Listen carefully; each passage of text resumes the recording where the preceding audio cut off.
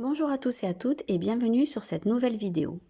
Aujourd'hui, nous allons aborder le sujet du fantôme dans l'inconscient qui est un des concepts phares dans la thérapie transgénérationnelle. Il a été théorisé par les psychanalystes Maria Torok et Nicolas Abraham qui le définissent ainsi. Le fantôme est le travail dans l'inconscient du secret inavouable d'un autre, inceste, crime, bâtardise. Ce ne sont pas les trépassés qui viennent hanter, mais les lacunes laissées en nous par les secrets des autres. Habituellement, les expériences que nous vivons sont assimilées par la psyché et participent à la construction de notre personnalité. Mais parfois, l'expérience devient un traumatisme et à ce moment-là, elle est trop violente ou trop difficile pour être assimilée et le moi bloque et la rejette. Cependant, il ne peut pas annuler son existence. Il se crée alors une séparation dans la psyché où elle vient se loger et où elle va coexister avec le reste sans qu'on en ait conscience. Cette partie s'appelle la crypte.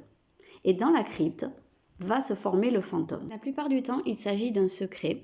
Les plus courants sont un crime, un suicide, une addiction, de l'alcoolisme, une maladie mentale ou qu'on peut qualifier de honteuse entre guillemets, un inceste, un viol, un avortement, un enfant illégitime, des problématiques liées à la sexualité. Il faudra bien sûr toujours replacer ça dans le contexte de l'époque parce que ce qui était honteux ou ce qu'on voulait cacher à une certaine époque n'est pas forcément la même chose que de nos jours. Notamment les questions d'avortement qui avant étaient vraiment tabous, honteuses, alors que maintenant c'est quelque chose qui est beaucoup plus entré dans la société. De la même manière, les maladies mentales avant avaient tendance à être considérées comme honteuses, ou alors il y avait des maladies comme la syphilis, toutes les maladies sexuellement transmissibles. Maintenant, on va en parler beaucoup plus librement.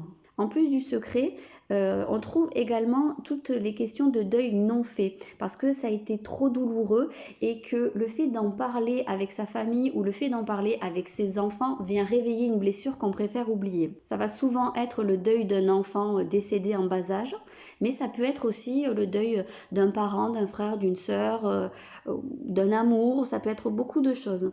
Et il est souvent arrivé que des enfants apprennent à l'âge adulte qu'ils avaient eu un frère ou une sœur qui était décédé avant leur naissance, mais dont ils n'ont jamais entendu parler de la bouche de leurs parents. En réalité, on voit que le fantôme vient généralement d'un sentiment de honte, de colère ou de culpabilité, ou alors d'une grande douleur. Le psychanalyste Serge Tisseron a beaucoup étudié la notion du secret dans les familles et la honte qui était associée, et il a établi un schéma chronologique qui explique un petit peu comment se transmet le fantôme. Donc la première génération, c'est celle qui vit le traumatisme. Il a appelé le stade indicible, c'est-à-dire que à ce moment-là, il est impossible de parler de cette expérience. Donc là, la crypte se crée. À la génération suivante, la deuxième, c'est le stade innommable. C'est-à-dire que les enfants sentent d'une manière ou d'une autre qu'il y a quelque chose qu'on ne leur dit pas. Mais puisqu'on ne leur dit pas, ils ne peuvent pas en parler, ils ne peuvent même pas savoir ce que c'est. Comme si d'une manière ou d'une autre, la crypte s'était transmise de la première génération à la deuxième génération. À la troisième génération, c'est le stade impensable, c'est-à-dire qu'il s'est passé tellement de temps que la troisième génération ne peut même pas soupçonner qu'un événement quel qu'il soit se soit produit. Et cette troisième génération peut également hériter du fantôme s'il n'a pas encore été nommé. La quatrième également. On ne sait pas précisément comment le fantôme se transmet d'une génération à l'autre. Pour certains, il pourrait passer au stade utérin, quand il y a un lien très particulier entre la mère et l'enfant. Il y a des choses qui pourraient communiquer à ce moment-là. Pour d'autres, il pourrait s'agir plutôt de tout ce qui est langage non verbal, les non-dits, les sujets qu'on évite, les crispations à l'évocation de certains mots, toutes ces petites choses dont on ne se rend pas compte, mais dont les enfants ont conscience, eux, même s'ils ne savent pas précisément pourquoi, ils sentent qu'il y a quelque chose à ce niveau-là, qu'il y a quelque chose qui est secret. Enfin, on ne peut pas exclure la transmission au sein de l'inconscient familial, un inconscient qui serait collectif aux membres d'une même famille. Quand il est là, le fantôme agit de manière autonome. Il ignore l'existence du reste de la psyché comme elle ignore la sienne. Il ressort parfois un peu comme s'il prenait le contrôle du moi et pouvait pousser la personne à adopter des comportements qui ne lui ressemblent pas, comme si elle reproduisait les actions de quelqu'un d'autre, comme si elle voulait réparer quelque chose ou revivait un événement. On pense que celui qui hérite du fantôme se retrouve chargé de le libérer et ainsi de libérer sa lignée.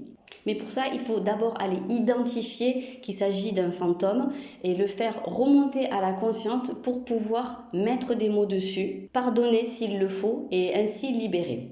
La gravité du fantôme est liée à la charge émotionnelle qui lui est associée. Cette charge émotionnelle n'existe plus au bout de 2 ou 3 générations.